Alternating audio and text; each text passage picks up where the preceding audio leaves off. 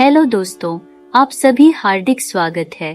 अगर आप हमारे चैनल पर पहली बार आए हैं तो सब्सक्राइब करना ना भूलें और बेल आइकन दबाकर सभी नई कहानियों का आनंद लें। आज की कहानी बेहद खास और दिलचस्प होने वाली है, इसलिए लास्ट तक जरूर सुने। हमारे पड़ोस वाले घर में एक बहुत सुंदर औरत रहने को आई थी।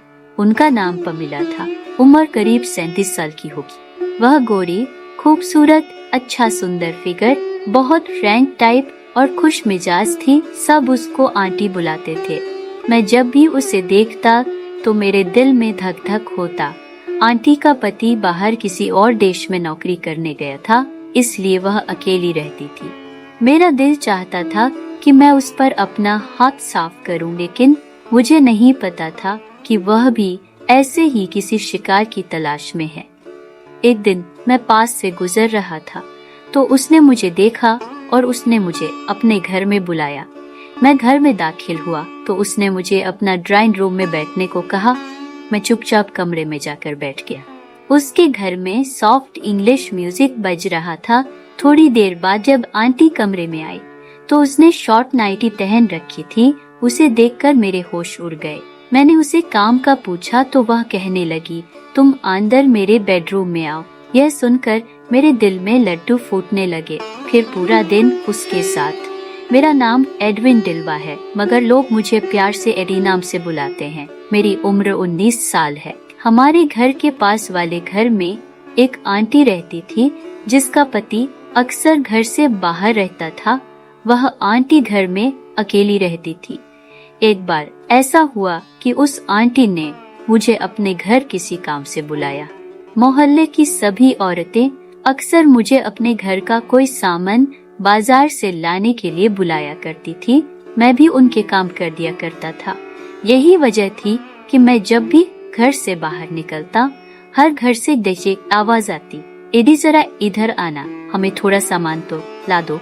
मैं इस चीज का आदी हो चुका था, इसलिए वह काम करवा कर मुझे कुछ पैसे भी दे देती। मैं भी उनका काम खुशी खुशी कर दिया करता था, क्योंकि यह पमिला आंटी मेरी पड़ोसी थी। उनका हक भी हम पर ज्यादा था, इसलिए मैंने उनकी बात सुनने के लिए चला गया। वह आंटी अपने घर के दरवाजे पर खड़ी थी। उन्होंने मुझे अपने करीब आने का इशारा किया तो मैं उनके पास जाकर खड़ा हो गया। वह मुझसे कहने लगी, एडी, क्या तुम मुझे रेंट पर डीवीडी प्लेयर ला दोगे? यह सुनकर मैं चौंक गया। मैं हैरानी से उनकी तरफ देखने लगा। आंटी ने मुझे बताया कि उनके किसी कजिन की शादी की मूवी आई है और वह उसे देखना चाहती है, तो मैं इसीलिए उन्हें कहीं से डीवीडी प्लेयर ला दूं। पहले तो मैं हिचकिचाया, क्योंकि आजकल मार्केट में कोई भी रेंट पर कुछ भी नहीं दे रहे थे। मगर फिर मैंने सोचा कि आंटी ने पहली बार मुझसे कोई काम कहा है। अगर मैंने यह काम करने से इनकार कर दिया तो कहीं आंटी को बुरा ना लग जाए। इसलिए मैंने उनसे वादा किया कि मैं उन्हें डीवीडी प्लेयर जरूर ला कर दूंगा। उस वक्त सुबह का टाइम था, इसलिए मैं घर चला गया। लेकिन जैसे ही शाम हुई तो मैं अपने मोहल्ले की वीडियो सेंटर पर चला गया। यह दुकान मेरे किसी दोस्त की थी, इसलिए दोस्त ने मेरे कहने पर डीवीडी प्लेयर दे दिया और मुझसे कहा कि वापस भी तुम ही लेकर आओगे। मैंने उसकी बात मान दी और आंटी के लिए प्लेयर ले आया। मैंने आंटी को डीवीडी प्लेयर दरवाजे पर देना कहने लगी कि अंदर मेरे बेडरूम में आकर इसे हमारे टीवी के साथ इंस्टॉल भी कर दो। उन्हें मूवी चलाना भी नहीं आती थी। मैं इस काम में मास्टर था, इसलिए मैं उनके घर चला गया। उनका घर बहुत खूबसूरत था और अंदर से घर देखने से मुझे यह अंदाजा हो गया कि वह आंटी काफी पैसे वाली है। आंटी ने मुझे एक कमरे में बिठाया और कहा कि इस टीवी के साथ डीवीडी प्लेयर को इंस्टॉल कर दो। मैंने उन्हें शादी की मूवी चलाकर दे दी। इस दौरान आंटी मेरे लिए कॉफी बनाकर ले आई और मजबूरन मुझे वह कॉफी पीनी पड़ी। तभी मेरा ध्यान मूवी की तरफ चला गया। उस शादी के फंक्शन में एक बहुत खूबसूरत लड़की नाच रही थी। वह इतना खूबसूरत तरीके से नाच रही थी कि मेरी कॉफी खत्म हो गई, मगर मुझे इस बात का एहसास ही नहीं हुआ। तभी आंटी ने मुझे बताया कि यह उनकी बेटी है। आज उसकी तबीयत खराब है, इसलिए वह सो रही है। यह सुनकर मैं उठ खड़ा हुआ और अपने घर आ गया। घर आकर भी मेरा सारा ध्यान आंटी की बेटी की तरफ ही था। वह मुझे अच्छी लगने लगी। दूसरे दिन आंटी ने मुझे डीवीडी प्लेयर दरवाजे पर ही दे दिया और अंदर आने को नहीं कहा। मुझे बहुत बुरा लगा, क्योंकि मैं शायद मौके की तलाश में था कि कब आंटी घर बुलाएगी और मैं उसकी खूबसूरत बेटी को देख पाऊंगा। पता नहीं उसे देखकर मैं क्यों बेचैन सा हो गया था। आखिर कई दिनों के बाद एक बार फिर आंटी को मुझसे काम पड़ गया। आंटी ने मुझे आवाज दी और कहा, बेटा हमारी मशीन खराब हो गई है, घर आकर जरा चेक कर देना। मैं जल्दी से घर के अंदर गया। मैंने मशीन चेक की तो उसके अंदर कचरा फंसा हुआ था। मैंने वह कचरा निकाल दिया। मशीन स्टार्ट की तो वह चलने लगी। यह देखकर आंटी खुश हो गई और कहने लगी, शुक्र है यह ठीक हो गई, मुझे कपड़े धोने थे। फिर कहने लगी कि मेरी बेटी के उठने का वक्त हो गया है। मैं जाने लगा तो आंटी ने मुझे बैठने को कहा। अरे बैठो बेटा, मैं तुम्हारे लिए कुछ खाने को लाती हूँ। इसी दौरान आंटी मेरे लिए कुछ स्नैक्स और कॉफी लेकर आई। मुझे ख्याल आने लगा कि आंटी की बेटी भी घर में रहती है, लेकिन अभी तक मैंने उसे नहीं देखा। अब मेरा सब्र बढ़ने लगा कि आंटी की बेटी को एक बार देख लूं। मैंने उसे शादी की मूवी में देखा था और पता नहीं वह कितने साल पुरानी मूवी थी, और मैं उसे इसलिए भी देखना चाहता था क्योंकि आंटी खुद भी बहुत खूबसूरत थी। इसलिए मेरे दिल में ख्याल आया कि आंटी इस उम्र में इस कदर खूबसूरत है तो उसकी बेटी कितनी खूबसूरत होगी। तभी आंटी कहने लगी, तुम कुछ देर बैठो, अभी मेरी बेटी आ रही होगी, तुम्हें मैं उससे मिलवाती हूँ। आंटी अपनी बेटी के बारे में मुझे बता रही थी। तभी उनकी बेटी डेजी रूम से बाहर निकली। उसे मेरा पता नहीं था, इसलिए वह अपने शॉर्ट्स ड्रेस में निकली। उसे देखकर मेरी आंखें फटी की फटी रह गई, क्योंकि वह किसी परी से कम नहीं थी। उसके बाल गीले थे, ऐसा लग रहा था जैसे वह अभी शावर लेकर बाहर निकली है। उसने वॉयलेट कलर शॉर्ट्स ड्रेस पहना था, जिसमें वह सही में बहुत खूबसूरत लग रही थी। उसे देखकर मैं हक्का बक्का रह गया। मैं जल्दी से उठ खड़ा हुआ तो आंटी ने अपनी बेटी से कहा, यह हमारा पड़ोसी एडी है, बड़ा ही अच्छा बच्चा है और मेरे तो अक्सर यह बहुत सारे काम कर देता है। यह सुनकर आंटी की बेटी ने मुझे रुक कर देखा और फिर अपने कमरे में चली गई। आंटी कहने लगी कि वह अजनबी लोगों से ज्यादा बात नहीं करती। मेरी बेटी ने छोटी सी उम्र में बहुत बड़े दुख देख लिए हैं। फिर मैंने बातों ही बातों में उसकी शादी और पति के बारे में पूछा। इस सवाल पर वह थोड़ा सा परेशान हो गई। उन्होंने एक लंबी सी सांस भरी, फिर कहने लगी, वह पिछले 10 साल से कनाडा में है, मगर कभी वापस नहीं आए।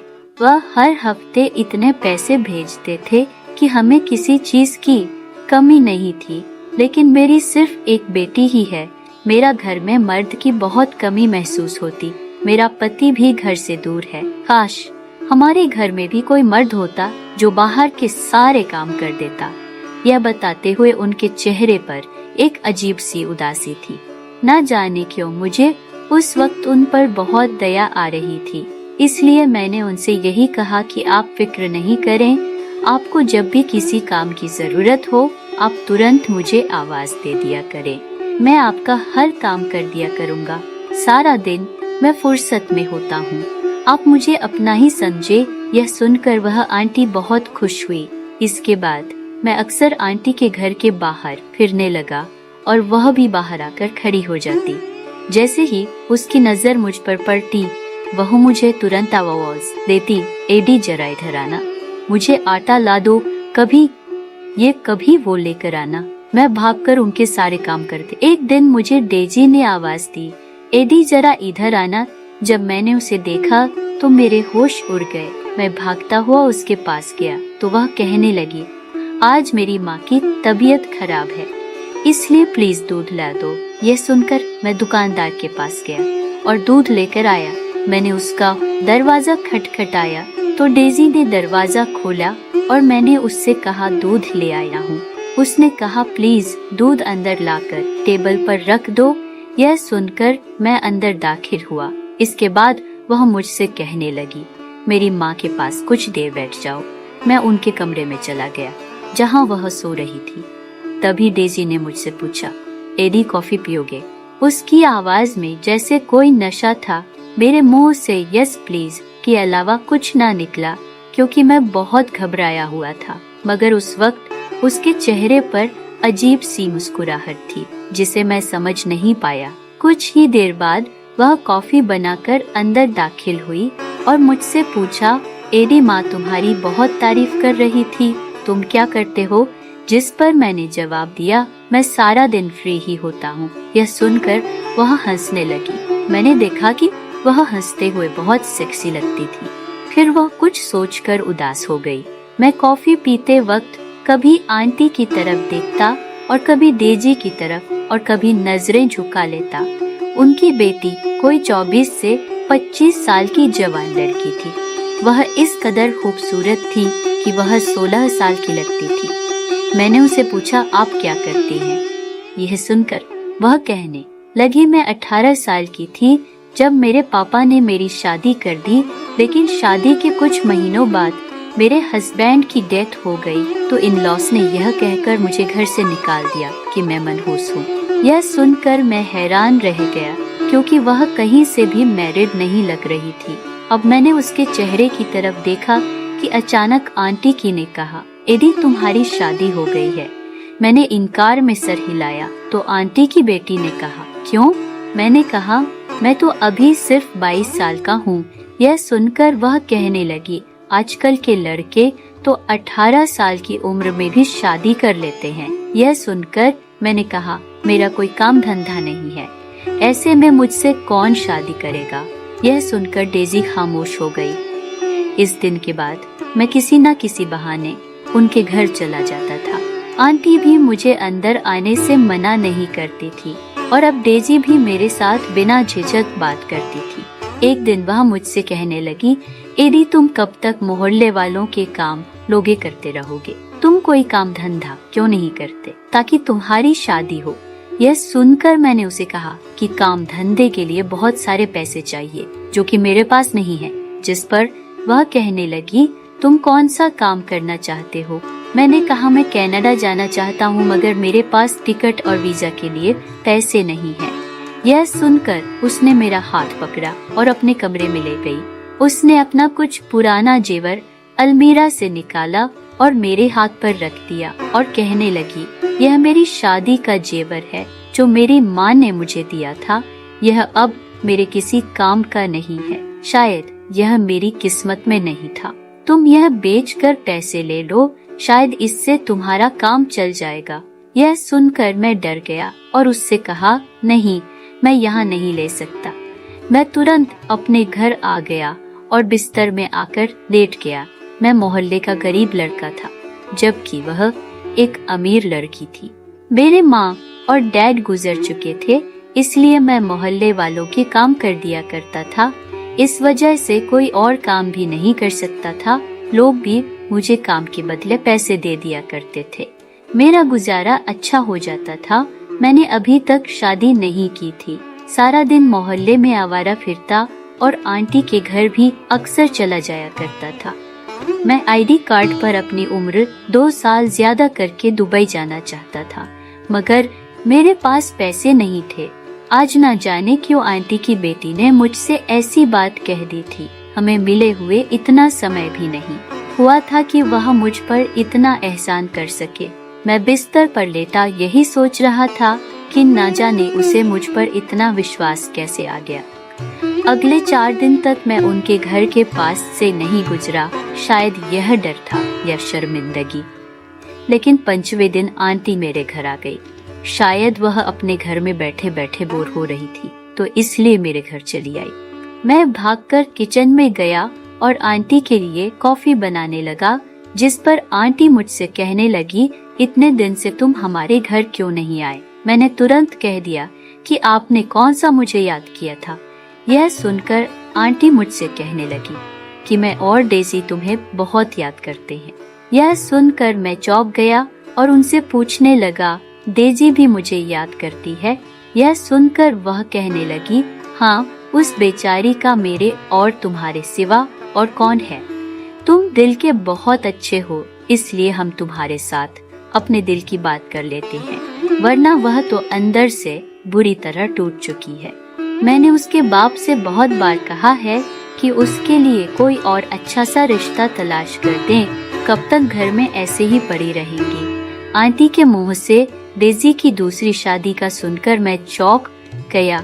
क्या आप डेजी की दूसरी शादी करना चाहती है? यह सुनकर आंटी कहने लगी, हाँ बिल्कुल, वह जवान है, खूबसूरत है, इसके अलावा उसमें क्या कमी है? कोई अच्छा लड़का डेजी का हाथ मांगेगा तो मैं फौरन हाँ कर दूंगी। यह सुनकर मैं आंटी के करीब जाकर बैठा और उनसे पूछा, आपको डेजी के लिए कैसा लड़का पसंद है? आंटी मेरे सवाल पर कहने लगी, बस शरीफ हो और अच्छा कमाता हो, क्योंकि हमारी बेटी हमारे घर में भी ऐश करती है, इसलिए मैं चाहती हूँ कि वह अपने पति के घर भी ऐश करे, उसे कोई तकलीफ ना हो। यह सुनकर मैं चुप हो गया। सारी रात यही सोचता रहा कि मैं शरीफ तो हूँ, मगर मैं इतने सारे पैसे कहाँ से लाऊं कि आंटी अपनी बेटी डेजी का हाथ मेरे हाथ में रखते। यही सोच से 3 दिन गुजर गए और मेरी मायूसी में इजाफा होने लगा। तभी मैंने सोचा कि मुझे डेजी की बात मान लेनी चाहिए। अगर मैं उससे जेवर लेकर कनाडा चला जाता हूँ और वहाँ दिन रात मेहनत करने के बाद अपना घर बना लेता हूँ, तो आंटी जरूर मुझे डेजी का रिश्ता जरूर दे देगी। इस ख्याल ने मुझे बहुत हिम्मत दी और मैं अगले दिन उनके घर चला गया। आंटी को हेलो गुड मॉर्निंग करने के बाद मैं सीधा डेजी के कमरे में चला गया। वह अभी बेड पर लेटी हुई थी। उसे इस तरह देखकर मैंने नजरें चुरा ली, लेकिन अब मैं वहाँ से नहीं जा सकता था क्योंकि मुझे उससे जरूरी बात करनी थी। इसलिए मैं सोफे पर बैठ गया। वह मेरी तरफ देखकर कहने लगी, मैं तुमसे बहुत नाराज हूँ, तुम इतने दिन हमारे घर क्यों नहीं आए? यह सुनकर मैंने कहा, मैं डर गया था। जिस पर वह हंसने लगी, क्यों, क्या तुम मुझसे डर गए थे? यह सुनकर मैं खामोश हो गया। वह अपने बेड से उठी और मेरे पास सोफे पर आकर बैठ गई। मैं उसे अपने इतने करीब देखकर घबरा गया। मेरे माथे पर पसीना छूटने लगा। मैंने कभी ख्वाब में भी नहीं सोचा था कि वह मेरे इतना करीब आकर बैठ जाएगी। उसने मेरे हाथ पर अपना हाथ रखा और कहने लगी, एडी तुम कोई काम क्यों नहीं करते? ना जाने क्यों उसकी बात से मेरी आंखें भर आई। मैंने उसे कहा, मेरे माँ और डैड मर गए हैं, मुझे बस 2 वक्त की रोटी मिल जाती है, इसलिए मैं कमाकर क्या करूँगा? यह सुनकर वह नाराज होकर सोफे से उठने लगी। यही वह मौका था। मैंने उसका हाथ पकड़कर उसे दूर जाने से रोका। वह कहने लगी, एडी तुम कनाडा चले जाओ, वहाँ जाकर बहुत सारा पैसा कमाओ, फिर अपना घर लो और शादी कर लो। मोहल्ले वाले कब तक तुम्हें पैसे देंगे? यह कहकर उसने मेरा हाथ पकड़ा और अलमारी से जेवर निकालकर मेरे हाथ पर रख दिया और कहने लगी, यह मेरी शादी का जेवर है, यह मेरे किसी काम का नहीं है, उधार समझ कर ले लो, तुम कनाडा जाकर पैसे कमाकर वापस कर देना। यह कहकर उसने अपनी आंखें बंद कर ली। उसके चेहरे पर अजीब सी चमक थी। मैं फैसला कर चुका था कि मैं इस बार उसे इनकार नहीं करूँगा, इसलिए मैंने उससे जेवर ले लिया और उसे कहा, तुम्हारा यह एहसान मैं कभी नहीं भूलूंगा। यह सुनकर वह कहने लगी, यह एहसान नहीं प्यार है, प्यार का बदला कोई नहीं चुका सकता। तुम मेरी माँ के काम दिल से करते हो, तुम्हारी वजह से माँ को थोड़ा सुकून का एहसास होने लगा है, इसलिए मैं तुम्हारी कदर करती हूँ, वरना मैं कभी भी अपना जेवर उठाकर ऐसे किसी अनजान को ना देती। उस दिन मैं आंटी के घर से निकला तो सीधा अपने दोस्त के पास चला गया, जिसका भाई कनाडा में काम करता था। मैंने उसके हाथ पर पैसे रखे और कहा, मेरा कनाडा जाने का इंतजाम करो। यह सुनकर उसने अपने भाई से बात की और यूं 1 महीने के अंदर अंदर मेरे कनाडा जाने के तमाम इंतजाम हो गए। मैंने आंटी के घर आकर उन्हें यह बात बताई तो वह उदास हो गई और कहने लगी, तुम कनाडा जा रहे हो। अब हमारे घर के काम कौन करेगा? यह सुनकर मैं हंस पड़ा। मैं डेजी के कमरे में आया, उसे यह खुशखबरी सुनाई तो वह बहुत खुश हुई और उसने मुझे गले लगाकर कितनी हाई देर तक किस करती रही और कहने लगी, एडी दिल लगाकर काम करना। यह सुनकर मैंने चुपके से कहा, दिल लगाकर काम नहीं करूँगा क्योंकि मैं अपना दिल तो यहाँ छोड़कर जा रहा हूँ। यह कहकर मैं वहाँ से चला गया, सामान पैक किया और एयरपोर्ट पहुँच गया। कनाडा में पहला महीना मेरे लिए बहुत मुश्किल था क्योंकि मैं उसी दोस्त के भाई के पास काम करता था जिसने मुझे कनाडा बुलाया था, जहाँ का काम मुश्किल से समझ में आता था। इसलिए मुझे 2 महीना लग गया, मगर जैसे ही मुझे काम समझा गया मैंने सबसे पहले आंटी के घर कॉल किया और उन्हें अपनी सलामती बताई। आंटी मेरे बारे में सुनकर बहुत खुश हुई और मुझे बहुत सारी दुआएं दी और फिर फोन डेजी को दे दिया। मेरा दिल धड़कने लगा। मुझे समझ नहीं आ रहा था कि मैं उससे क्या बात करूं। वह खुद ही मुझसे बातें करने लगी और कहने लगी, पैसे जमा करते रहना, बेवजह खर्ची मत करना ताकि तुम जल्दी से शादी कर सको। यह सुनकर मैं हंस पड़ा। शायद वह भी मुझसे प्यार करने लगी थी। हर हफ्ते में आंटी के घर फोन करता था। मैं जब भी आंटी के घर फोन करता तो आंटी थोड़ी देर मेरे साथ बात करके डेजी को फोन पकड़ा देती थी और फिर हम काफी देर तक बातें करते रहते थे। इससे मेरे दिल को तसल्ली हो जाती थी और मैं एक बार फिर से जी जान लगाकर अपने काम में लग जाता। मुझे तनख्वाह मिली तो मैंने डेजी से पूछा कि मैं कनाडा से तुम्हारे लिए क्या गिफ्ट भेजूं। यह सुनकर वह शर्माने लगी और कहा, मुझे कुछ नहीं चाहिए। वह कहती है, मुझे तुम्हारे सिवा कुछ नहीं चाहिए। मैंने सोच लिया कि उसने मेरी मदद की थी, इसलिए मैं कुछ ना कुछ उसे जरूर भेजूंगा। मैं हर हफ्ते उसे फोन करता था। यूँ मुझे 2 साल हो गए। मेरा वीजा खत्म हो गया। मैंने अपना वीजा दोबारा रिन्यू किया, लेकिन मैं अपने घर ना जा सका। मैं जाना भी नहीं चाहता था क्योंकि मैं जिस मकसद के लिए आया था उसको पूरा करना चाहता था और मेरा मकसद था बहुत सारा पैसा इकट्ठा कर लिया। फिर कुछ समय बाद मैंने छुट्टी ले ली। जैसे ही मुझे काम से छुट्टी मिली मैं तुरंत वापस चला आया। आंटी से मिला। वह मुझे देखकर बहुत खुशी हुई और गले से लगा लिया। वह मुझे देखकर कहने लगी, तुम तो बहुत जवान और खूबसूरत हो गए हो। फिर आंटी के घर में बैठ गया और मैंने उनसे बात की कि मैं आपकी बेटी से शादी करना चाहता हूँ। उन्हें मेरी बात सुनकर थोड़ी हैरानी जरूर हुई, मगर उन्हें मेरी बात पर ऐतराज नहीं था। लेकिन मेरा दिल उस वक्त टूट गया जब उनकी बेटी ने मेरे साथ शादी करने से इनकार कर दिया। वह कहने लगी, एडी तुम मुझसे बहुत साल छोटे हो। मुझे बहुत दुख हुआ क्योंकि मेरी सारी उम्मीदों पर पानी फिरता हुआ नजर आ रहा था। मैंने अपना बैग खोला और कुछ कपड़े जो मैंने आंटी और डेजी के लिए लेकर आया था उनके सामने रख दिए, जिसको उन्होंने खुश से ले लिया। फिर मैंने जेब से पैसे निकाले और डेजी के हाथ पर रख दिए। वह कहने लगी, यह क्या है? मैंने कहा, यह वह रकम है जो तुमने मुझे जाने से पहले दी थी। इसके साथ मैंने उसका थैंक्स भी अदा किया।